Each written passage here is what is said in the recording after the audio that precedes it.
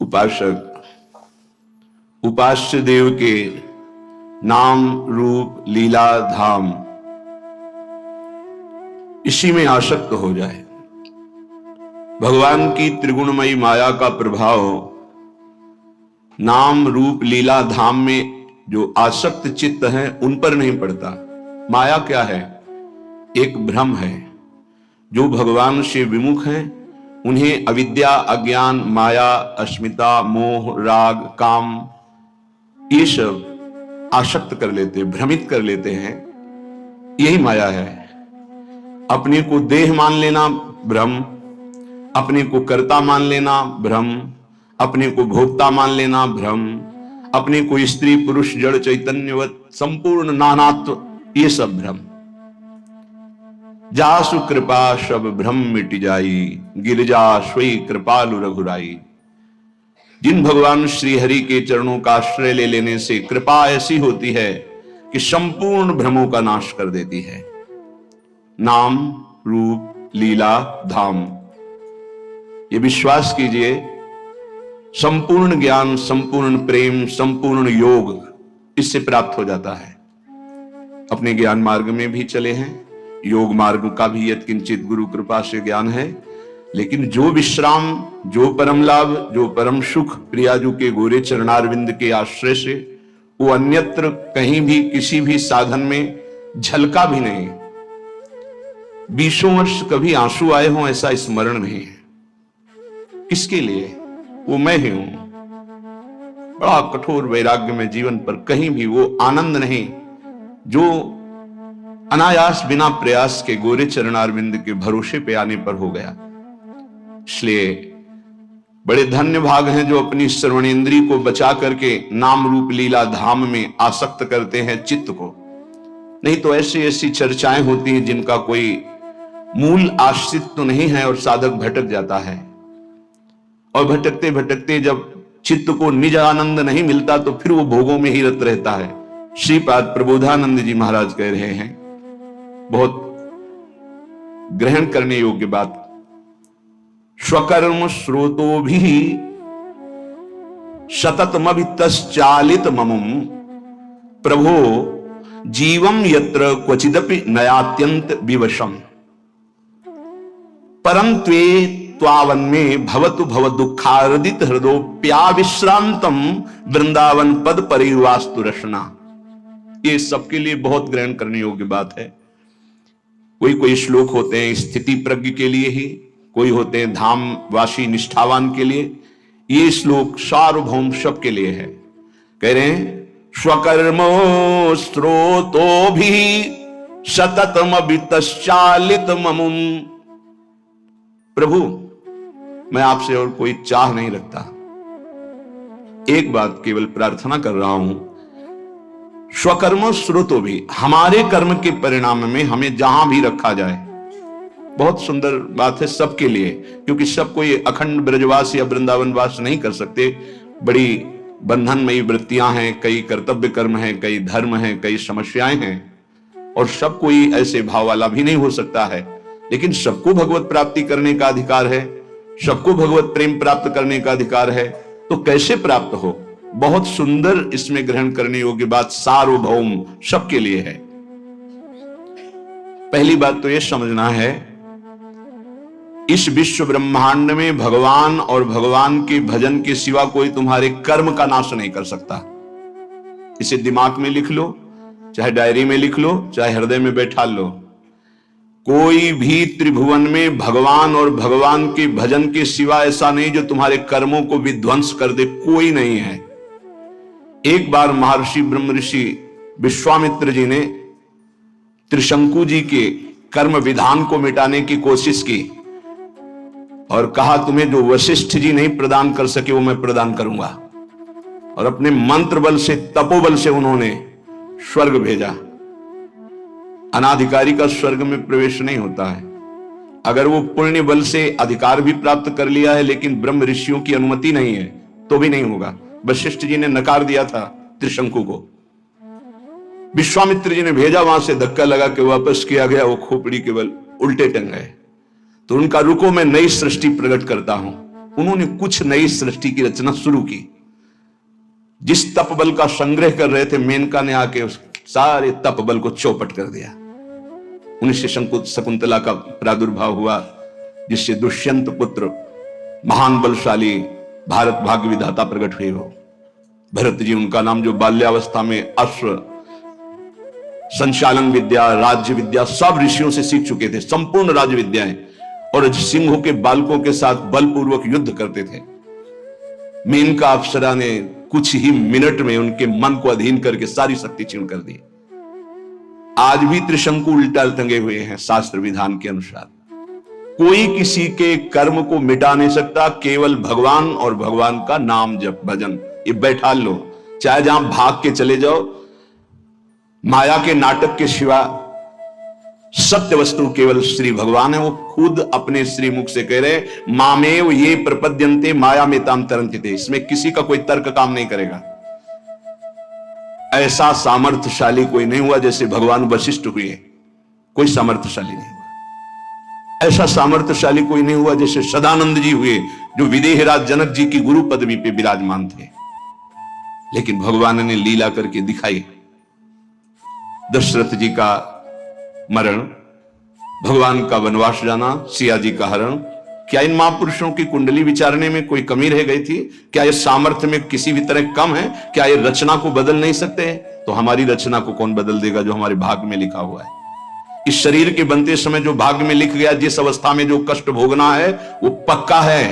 अगर कोई कम कर सकता है और मिटा सकता है तो एकमात्र भगवान नाम और भगवान की शरण, ये आप बिल्कुल स्वीकार कर लीजिए। भटकने की कहीं जरूरत नहीं। किसी भी जंत्र मंत्र तंत्र की ऐसी सामर्थ्य नहीं कि भावी को बदल सके, प्रारब्ध को बदल सके।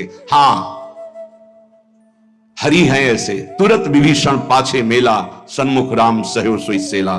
भगवान सामने आकर करो सदा तिनके रखवारी, जिमि बालक राखे महतारी।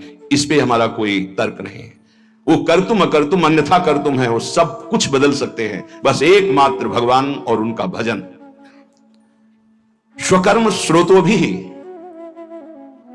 हरिवंश महाप्रभु कह रहे हैं, हित सजनी स्वरूपा है। यत्र यत्र मम जन्म कर्म भीर, मेरे कर्म के अनुसार जहां जहां मेरा जन्म हो, चाहे वो नरक भेजो चाहे परम पद भेजो, मुझे इसकी प्रार्थना आपसे नहीं है। यत्र यत्र मम जन्म कर्म भी नारके परमे पदे थवा, बस इतनी प्रार्थना है लाडली जू कि जहां जहां मेरा जन्म हो कर्म के अनुसार, या जहां जहां आप मुझे भेजे, तो आप हमारे हृदय में अपनी परिकर सहित रहें। ललिता विशाखादि सहचरियों के साथ प्रिया प्रीतम गलवैया दिए मेरे हृदय रूपी निकुंज में, जहां चाहो वहां भेज दो। श्रीपाद प्रबोधानंद जी यहां कह रहे, बहुत स्वीकार करने योग्य है, मंगल हो जाएगा। स्वकर्म स्रोतो भी, हम आपसे प्रार्थना नहीं करते कि हमारे कर्मों के परिणाम का नाश कर दो, मत करो। सतत मभिस्तश्चालित ममुम, मेरा कर्म मुझे प्रेरित करके जहां रख रहा है, कर्म के अनुसार ही वास मिलता है, कर्म के अनुसार ही आहार विहार, कर्म के अनुसार ही उसको दुख सुख का भोग, बड़ा कर्मों का जाल है। जहां जहां मुझे कर्म के अनुसार जन्म मिले, जहां जहां कर्म के अनुसार रहना पड़े, प्रभु जीवम यत्र क्वचिदपि नयात्यंत विवशम, ये जीव कर्म के फंदे में फंसकर विवश हो गया है, उसको भोगना पड़ेगा। अवश्य में भोक्तव्यम कृतम कर्म शुभाशुभम। भाग लो, इस जाल से बच जाओगे। हरि शरणम, भगवान की शरण में हो जाओ तो बचा लेंगे। इस जन्म में जो दुख सुख आवे भोग लो, आगे बिल्कुल निर्विकार परम पदवी के अधिकारी बन जाओगे। ये क्यों म्यों करके वर्तमान के दुख को मिटाने के लिए आप इधर उधर भटकने की कोशिश मत करें। जहां हो वहीं नाम जप करो, फिर आप चमत्कार देखो। भले थोड़ा दुख आवे सह लो, आगे तुम्हारा बड़ा मंगल हो जाएगा। प्रभु जीवम यत्र क्वचिदपि नयात्यंत विवशम, अत्यंत विवश हो गया है जीव। जब चाहता है काम क्रोध लोभ मोह मत, जब जो चाहते हैं उसको ऐसे परास्त कर रहे हैं। नाथ परम त्वेताम वन्मेर भवत भव दुखार्दित हृदो प्याविश्रांतम वृंदावन पद परिवास्तु रसना। क्या मेरी एक प्रार्थना सुनी जाएगी? ध्यान देना, ये बात ध्यान देने की है। जहां मैं रहूं, भारी दुख पड़े, मैं आपसे प्रार्थना नहीं करता कि मिटा देना, कर्म के अनुसार मुझे भोगने दो, पर एक कृपा कर दो।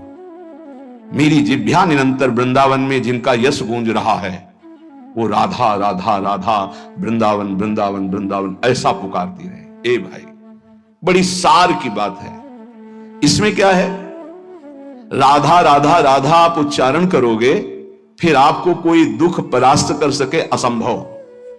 ध्यान रखना, कोई दुख ना आवे, हम ये बात नहीं कह रहे, बिल्कुल नाटकबाजी की, मन की नाटकबाजी, संसार की नाटकबाजी, इसमें मत फंसिए।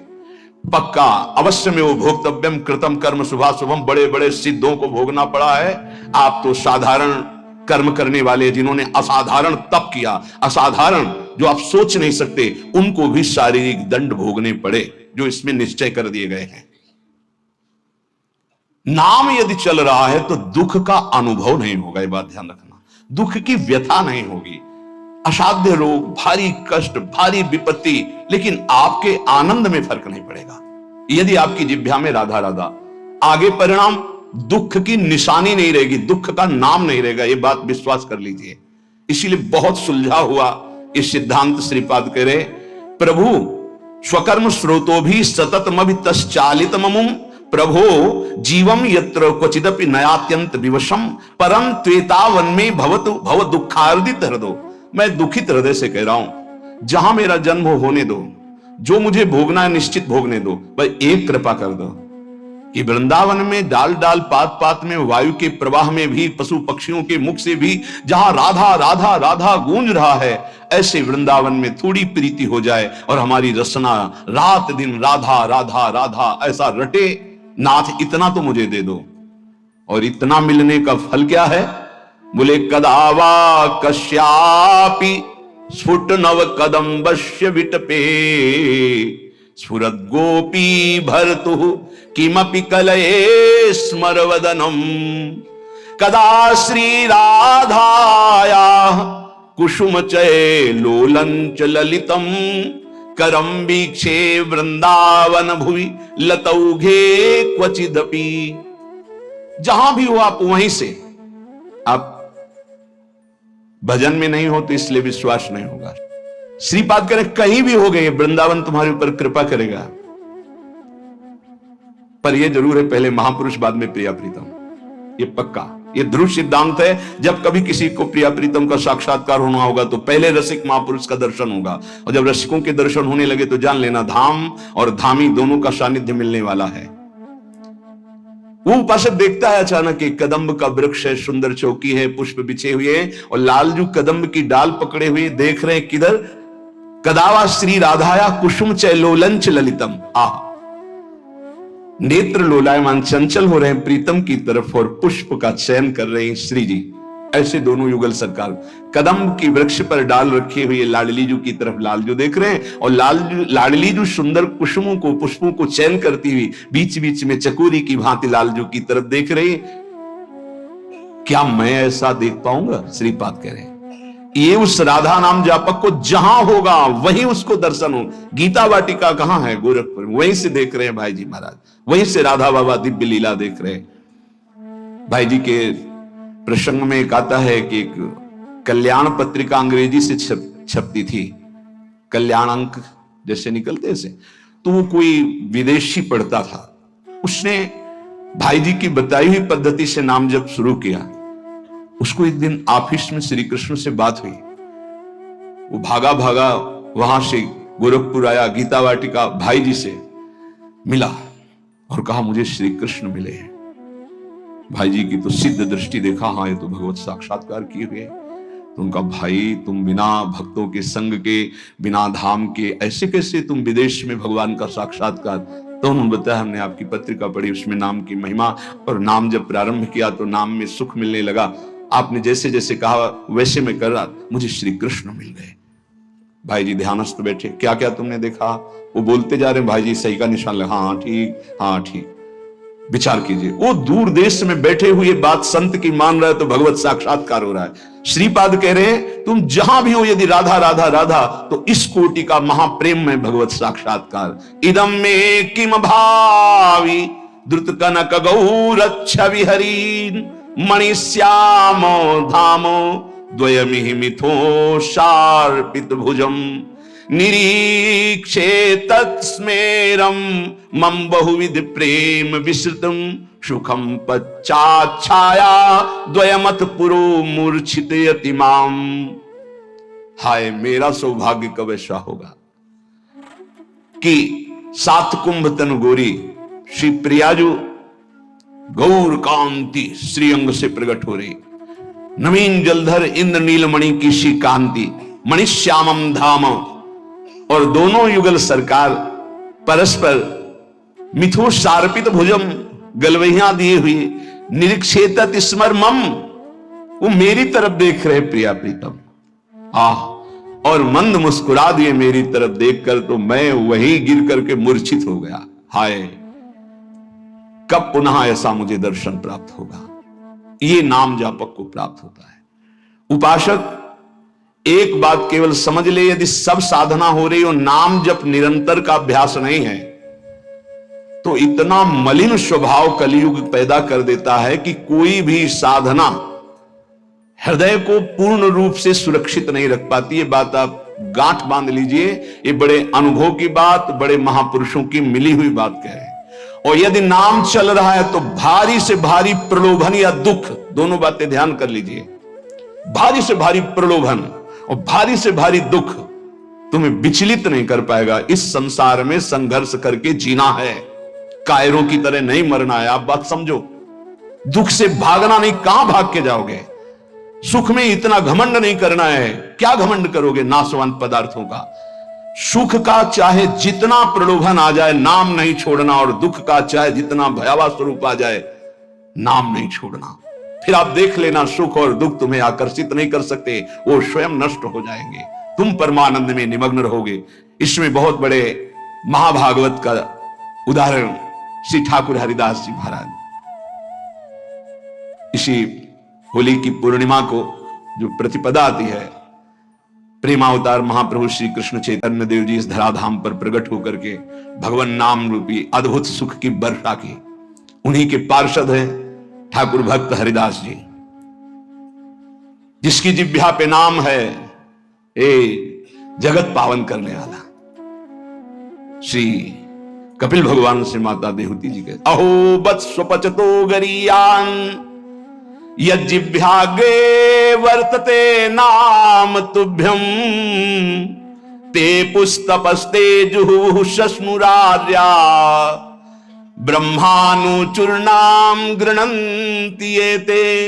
यदि वो चांडाल कुल में भी जन्मा हो, राधा राधा कृष्ण कृष्ण कृष्ण, तो कह रहे हैं कि उसने सारी तपस्या कर ली। तेपुस तपस्ते जुहुः शश्नुरार्या, उसने सारी तपस्या कर ली, उसने स्वर सहित वेदों के पाठ का फल प्राप्त कर लिया, उसने समस्त यज्ञ कर लिया, उसने सारे तीर्थ अवगाहन कर लिए, जिसकी जिह्वा पे नाम चल रहा है राधा राधा राधा। अहो बत्स्वपचतो गरीयान, वो चाहे चांडाल क्यों न हो। भगवान की पूर्ण कृपा का कैसे हम परीक्षण करें कि हमारे ऊपर कृपा है। सेवक जी महाराज कह रहे हैं, हरिवंश कृपा हरिवंश कहें, हरिवंश कहें हरिवंश लाहें, हरिवंश सुलाभ सदा तिनके, सुख संपत्ति दंपति जूजिन के। हरिवंश की कृपा क्या है कि निरंतर नाम चल रहा है। उसका फल क्या है? बोले वो मिलेंगे जिनका नाम तुम जप कर रहे हो, और परम लाभ प्रतिपल होता चला जाएगा। ये कृपा का फल है। हरि की कृपा का कहां उदय हो जाए कुछ नहीं कहा जा सकता, और जहां कृपा उत्पन्न हो जाती वहां सर्वाश्चर्य प्रकट हो जाता है। जिनके भ्रूभंग मात्र से त्रिगुणमयी माया ने अनंत ब्रह्मांडों का सृजन कर दिया, उस अखिल कोटि ब्रह्मांड नायक भगवान को अधीन करने की सामर्थ्य जिसमें है वो है नाम। नाम ध्यान से सुन लीजिए, बड़ा प्रपंच फैला हुआ है जो नाम को नहीं पकड़ने दे रहा। मेरी बात, मेरी प्रार्थना मान लीजिए, अगर जीवन को इस लोक और परलोक में मंगलमय बनाना है तो नाम पकड़ लीजिए। बड़े बड़े सिद्धों की बात कह रहे हैं। ये बेचारी जबान क्या महिमा वर्णन कर सके नाम की। एक जीव भगवान अनंत शेष जी के 2000 जिब्या दिव्य हैं, वो भगवान हैं और निरंतर भगवान की महिमा गान करते हैं, पार नहीं पाते। चारों वेद भगवान की महिमा करके नेति नेति कह दिए। उन भगवान की महिमा कोई बेचारी पार्थिव जीव क्या वर्णन करे। हरिनाम जिसकी जिह्वा पे आ गया, हरि की अपार कृपा हो गई। नाम जप से कोई ऐसा कार्य नहीं है जो सिद्ध न किया जाए। बड़े भाग्यशाली हैं जिसकी जिह्वा पे सुमधुर भगवान के नाम जप करने का चस्का लग गया है। उसके लिए संसार में कोई वस्तु ऐसी नहीं, कोई पद ऐसा नहीं जो प्राप्त ना कर सके। एक तरफ एक नाम जप करे, ध्यान से सुनना, एक तरफ यज्ञ करे, बड़े बड़े योग करे, जप करे, तप करे, ध्यान करे, पूजा करे, निष्ठा करे, समाधि, और फिर फल निकाला जाए तो नाम जापक का फल निकलेगा भारी। क्यों? क्योंकि नाम जापक दैन्य होगा, उसको साधन का बल होगा। मैं योगी, मैं तपस्वी, मैं ज्ञानी, मैं याज्ञिक, मैं दानी, मैं विद्वान, और वो तृणादपि सुनीचेन नाम कर देता है दैन्य। अगर ये सब साधन हो रहे हैं और नाम में प्रीति नहीं हुई तो वो लोक लोकांतर जाएगा, तप लोक, जनलोक, महरलोक, ब्रह्मलोक, लेकिन भगवत प्राप्ति नहीं। अगर नाम जप कर रहा है तो सीधे उसको तत्वबोध होगा, सीधे भगवत प्रेम होगा, उसे किसी अन्य साधन की आवश्यकता नहीं। कल एक निर्गुण निराकार के उपासक बहुत सुलझे हुए संत आए हुए थे। उनका जो भाव था वो तो उन्हीं का भाव था, पर उन्होंने सार बात कही कि जब आपके मुख से नाम महिमा सुनते हैं तो मेरी भी उपासना में नाम का ही महत्व है। तो हमारी बात पुष्ट हुई कि निर्गुण निराकार की प्राप्ति और सगुण साकार की प्राप्ति, दोनों की प्राप्ति, या निर्गुण सगुण ब्रह्म ते न्यारो, प्रेम की प्राप्ति सब नाम में है। जो चाहो प्राप्त कर लो। जितनी भी साधनाएं, सबका अंतिम फल है भगवान की प्राप्ति हो जाना।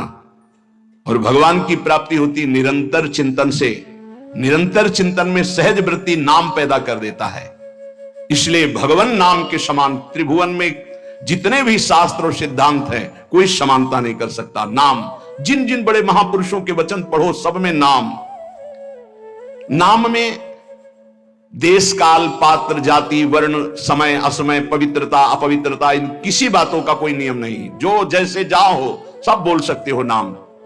जैसी हालत में हो, जहां हो, जैसे हो, जिस वर्ण के हो, जिस स्थिति में हो, हर समय हर काल में भगवान नाम जप कर सकते हो, ऐसा शास्त्र का आदेश है। उसके लिए कोई निषेध नहीं कि यहां नाम जप नहीं कर सकते, तुम शौच अवस्था में नाम जप नहीं कर सकते, तुम ऐसे।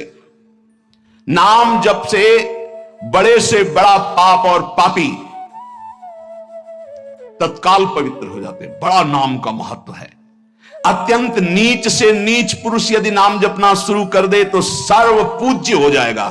विश्वास कीजिए, सर्वश्रेष्ठ जगत पावन हो जाएगा। देवर्षि नारद जी कहते हैं सातरति सातरति सा लोकांतार्यति, वो स्वयं तर जाता है, स्वयं तर जाता है, लोगों को तार देता है। बुरे से बुरा, गंदा से गंदा आचरण करने वाला परम पवित्र महान भागवत बन जाता है नाम जापक। कल एक उपासक कह रहे थे, पहले तो उन्होंने छल भरे शब्द बोले, फिर स्पष्ट बोलने लगे कि वो जिसकी बात कर रहा हूं मैं ही हूं। कोई ऐसा पाप नहीं, कोई ऐसा गंदा आचरण नहीं जो ना किया हो, लेकिन सत्संग सुना और नाम की महिमा, नाम जप कर रहा हूं। आप बिल्कुल जैसा आप सत्संग में बोलते अक्षरशः धारण करने की कोशिश करता हूं।